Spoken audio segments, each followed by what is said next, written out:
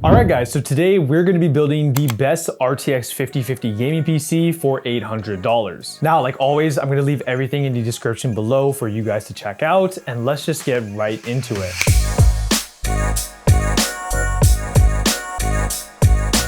Alright, so let's start with the CPU, which we're going with the Ryzen 5 5600, which you can get for $141. Now, this is a CPU I use in a ton of my different builds, and for good reason. Basically, you're getting a very solid 6-core and 12-thread processor for under $150. And to be honest, there really isn't that much competition in the $150 range. I mean, the value you get for $141 is pretty nice. You don't only just get the CPU, but you also get the Wraith Stealth cooler, which is going to be more than enough to cool this chip. And basically, this is just a reliable, proven CPU that's going to work great with the RTX 5050. Now, of course, we're going to need a motherboard to plug it in, so we're going to be going with the Gigabyte B550MK, which you can get for $70. Now, this is a micro ATX chip that, of course, supports AM4 CPU, so it's going to work great with the Ryzen 5 5600 that we have. And the reason why we went with this one specifically is because, first, it's the cheapest option on the B550M platform that you can get right now. And also, since we're working on a pretty tight budget, I did want to put more money into things that actually affect gaming performance. So while you're getting a very basic motherboard that has like no built-in Wi-Fi and very basic VRMs, it's going to work great for this build. Now, what we're going to need to take out, of course, is the motherboard itself, but we're also going to take out the IO shield that you can find under it, and we're just going to put this to the side for now because we're going to need this later. All right, so what we're going to do is simply just place the motherboard on top of the box, and then we're just going to build it out. All right, so what you're going to do is you're going to take your CPU and you're going to find the triangle that's going to be on the bottom left corner, and then you're going to line it up with the triangle on the motherboard, which is on the top left here. So basically, we're going to be installing the CPU this way with the text facing right. So what we're going to do is lift this lever up, and we're just going to simply place the CPU right down into the slot. Just like that, the CPU is now in, and then we can just lower this lever, and just like that, the CPU is now installed. Now what we need to do is install the CPU cooler. So most of you guys are going to be buying the CPU brand new, so the Wraith Stealth cooler will actually have a layer of thermal paste already pre-installed, but since this is a chip that I am reusing, it doesn't actually have any thermal paste, so I'm going to apply some in the middle here, but for you guys, it will be completely fine. So the first thing we're going to do is unscrew these brackets because we're going to need these to install the CPU cooler, so you just have to take out these 4 screws in the corners here. Now you guys can see that there are these 4 screw holes which we're going to line up with the CPU, so we're going to line it up this way with the AMD logo facing to the left, and basically you're just going to line it up with the holes and screw it down. So the way to properly do this is you want to screw it in an X pattern. Basically, we want to have even pressure on the CPU so it's cooled properly. So usually what I like to do is I'll screw in each side about 3 or 4 turns and then move to the cross side. So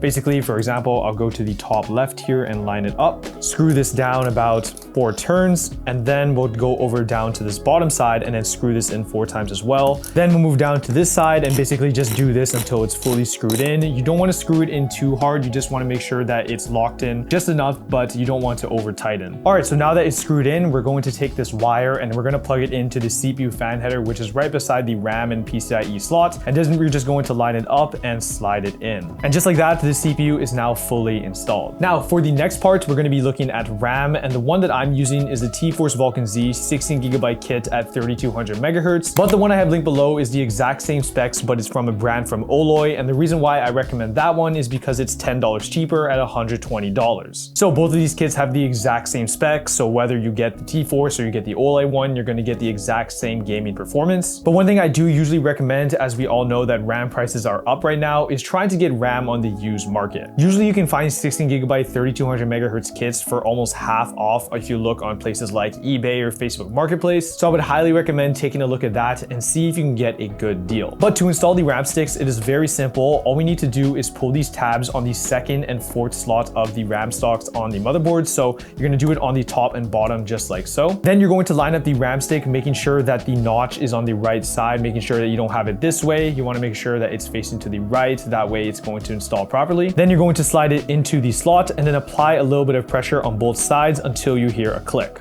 Then you're gonna do the same for the other slot. And just like that, the RAM is now installed. Very, very simple to do. Now, the last thing we're going to install into the motherboard is the SSD, which the one that I'm using is the WD Blue SN5100 500GB Gen 4 drive. But the one I have linked below for you guys is the Fanxiang 500GB NVMe drive at Gen 4 speeds for $86. Now, the reason I'm recommending that one is simply because the SN5100 isn't available, and that is the cheapest option at the moment. Alongside RAM, SSD prices have also gotten really bad, so a lot of 500GB drives are almost double the price as they were even just a year ago. And yes, 500GB is not a lot of space. It will hold like an OS and a handful of games, but if you want to have a bigger library, it definitely is going to be an issue. Now, to install the SSD, it is just as simple as the CPU and the RAM slots. All we have to do is pull on this little tab here until it comes out, just like that. Then we're going to line up the SSD with the slot, making sure that you push it in properly. Then you're going to push the SSD slot down, and then you're going to basically put this little piece that we just took out and slide it in until you hear a click.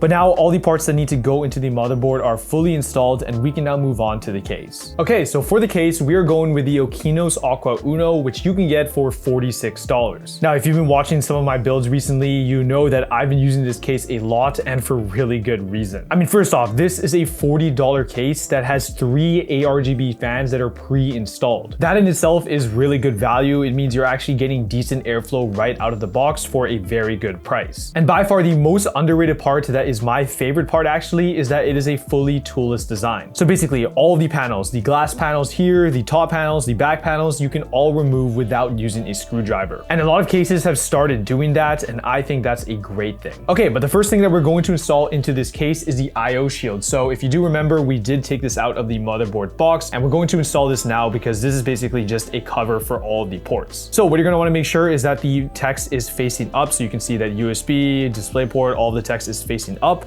and then you're going to go down to the back left here behind the rear or right under the rear fan, and then you're just going to basically press it in until you hear all the 4 sides click in. Should be pretty simple. You don't have to put too much force into it, and then it should be fully in. And now what we're going to do is lower the motherboard in, so you can basically just hold it by the CPU cooler, and then you're going to want to make sure that you line it up properly without hitting anything. You're going to see that inside there are standoffs that do line up with the motherboard, so you're basically just going to try to align those holes with the standoffs. Once you get it in properly, you should notice that the motherboard isn't moving because the screw holes are now lined up with the standoffs, and the motherboard is basically in, and all we have to do is screw it down. So basically you're going to be using these little screws that have a little bit of a plate around them, and you're going to use all of these screws to lock it in, and it should have came with the Okinos Uno in the little box in the back. All right, and with all these screws in, the motherboard is now fully locked in place, and we can basically move on to plugging in some of the case wires. All right, so as you guys can see, we are on the back side, and there are a couple of wires that are coming from the case that we do need to plug into the motherboard. All right, so this first wire here is the HD audio, and we're going to route it down in this bottom right hole here on the bottom. Then we have this wire here, which is the USB 3.0, and we're going to route it through this gap in the bottom here. Then these 3 wires, it might be a little hard to see by the way, but they do say power switch and power LED plus and minus, and these are also going to go through the same hole that the USB 3.0 went through. Then the rest of these wires up here, we're going to deal with a little bit later. They are connected to the fans, and there is something that we will need to install just a little bit later. But we're going to pop over back onto this side and basically plug in these wires that we pre-routed. So the HD audio wire is going to get plugged into the bottom left slot that is labeled F_audio, and you're just going to make sure it's lined up properly and plug it in. The USB 3.0 is going to go into the slot that is labeled USB 3.2, and make sure that it is lined up properly as well and slide it in. Then the power switch and the power LED ones are going to go right beside the USB 3.2 slot.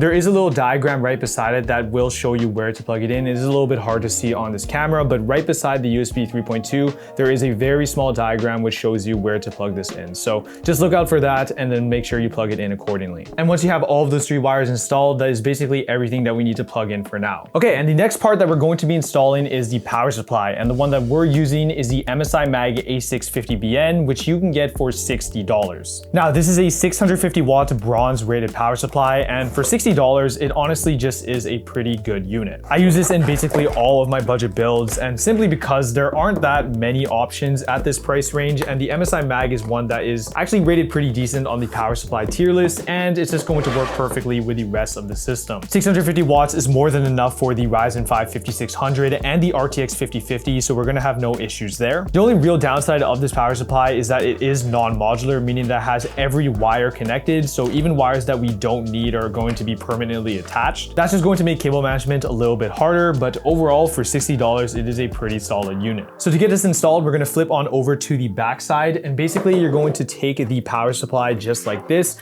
make sure that the fan is actually facing down, and then you're going to line it up with the slot, which is actually going to line up in the back right here. So we're just going to move the wire that we pre-routed and basically just slide this in. Then you're going to take these screws that look just like this, and these are the ones that we're going to screw in, and you're going to need 4 of these that do come with the case. So you're basically just going to screw this on the side here, and it's just going to lock the power supply into place. All right, and this is where we're going to do some pre-routing. So this 24 pin is basically what's going to power the motherboard, and we're going to pre-route it through this gap right here. Then this cable that is labeled CPU on the side is going to, of course, power the CPU, and that's going to route through this top right gap over here. Then this wire that has a little split off that says PCIe on the side is what's going to power the GPU, and it is a little bit hard to see on this frame, of course, like the top-down shot, but there is actually a little gap that's down on this side, which you can definitely see in person, but it's a little hard, but you actually have to route the wire kind of through this hole here, and then it comes out in the front. So I'll kind of show it a little bit later, but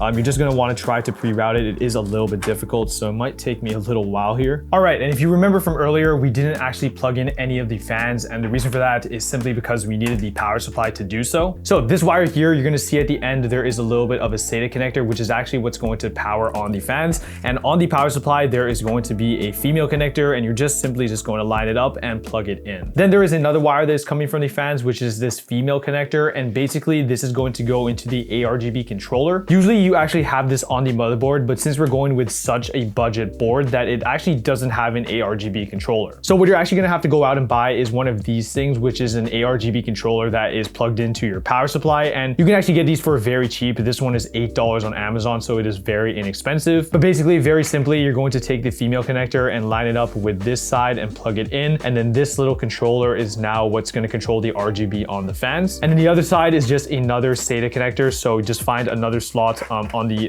power supply, just line it up and plug it in just like so. And just like that, everything that we need to plug into the back is now installed. So this is where you could actually do a little bit of cable management if you want. To be honest, cable management is pretty much, optional. You don't have to do it. For me, for example, I don't do a lot of it. Simply, Okinos just make it a little bit easier. So they do have these Velcro straps, which, sometimes I'll, take the 24 pin, just kind of wrap it around to do some of that. But to be honest, if you don't want to do it, you don't have to. It is pretty much just optional. Usually what I like to do is just kind of stuff everything into the bottom left here, or route some wires on the right. If I am building for someone else, of course, we'll do a lot better job than this. But since I'm just building it for this video, showing you guys, you don't necessarily have to do it. An idea that you could do is get some cable ties and wrap some of these wires on the right side so it looks a little bit nicer. But if you don't want to do it, you don't have to do it. I mean, there's a lot of people that, make it a huge deal, like, oh, you need to have perfect cable management, but to be honest, it doesn't really matter. All right, so we're now back on the front side, and we're going to plug in some of these wires that we already routed. So the 24 pin is going to go on this right side here into the 24 pin slot. The CPU wire is going to go into the top left here. Then of course, we're going to leave this PCIe wire for now because we need to get the GPU to actually plug it into. And of course, we all know that we're going with the RTX 5050, which you can get for $300. To put it simply, this is the most budget card that you can get from NVIDIA, and it is fully for 1080p gaming. So we are getting 8 gigabytes of GDDR6 memory, which, as I said, as we're targeting 1080p, that should be completely fine. It does also support DLSS 4 and multi-frame generation, which is nice to see. But overall, if your expectations are right, the RTX 5050 is definitely a decent choice, but I would highly recommend, if you do have a little bit more of a budget, to go in for the 5060. You're just going to get a little bit better performance for the money, but if the 5050 is all you can afford, it should be completely fine as long as your expectations are there. Now, there is a bunch of plastic on this GPU, so we're just going to peel some of that right now. All right, so the first thing we're going to do is take off this little cover that covers the PCIe slot on the GPU. Then we need to unscrew this bracket on the left side here, which is covering the screw holes to lock in the GPU. We also have a GPU bracket that's in the way, so to take these out, basically you just kind of have to wiggle them around just like this. Kind of wiggle them up and down, and then eventually they will loosen, and then you can take it out, and then you're going to have to take out the top one and the one below it. Then to install the GPU, it is very simple. All you have to do do is line up the PCIe slot here with the PCIe slot on the motherboard, and then you're just gonna slide it in until you hear a click. Make sure that also the PCIe slot is open, so make sure that it has a click and it's facing outwards, and then you're just going to line up the GPU and press it in. Then you're going to take a screw that is the same one that we use with the power supply, and then we're going to basically lock in the GPU on the side here. Then we can reinstall this bracket that we just took out, so you're just going to slide it into the slot and then face it up, and then basically grab the screw that you took out and just screw it back in to lock it into place. Then the last thing we have to do is install the PCIe wires. So we actually only need one of these here. It's going to be on the left side here, and it's going to have the bracket facing down. So I'm going to bring it on over, slide it in until it hears a click, and then we're going to kind of put all the excess back into the case. But with that, guys, with the GPU now plugged in and installed, the PC is now fully complete.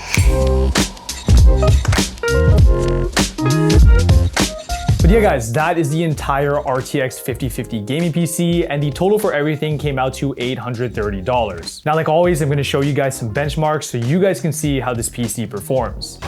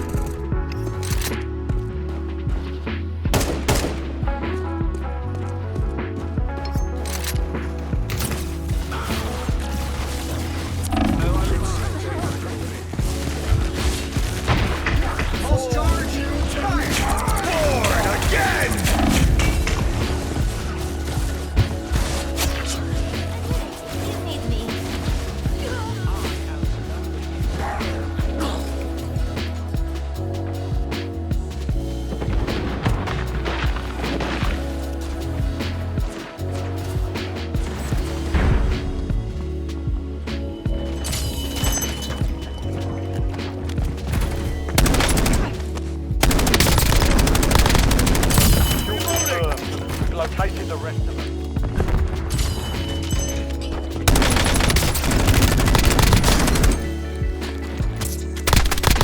Good kill. Marking the rest of that squad on your tac map. Get hunting. But with that, guys, that is the entire RTX 5050 gaming PC. So I hope you guys enjoyed. Make sure you guys leave a like and subscribe, and links to everything will be in the description below. And I'll see you guys all in the next one.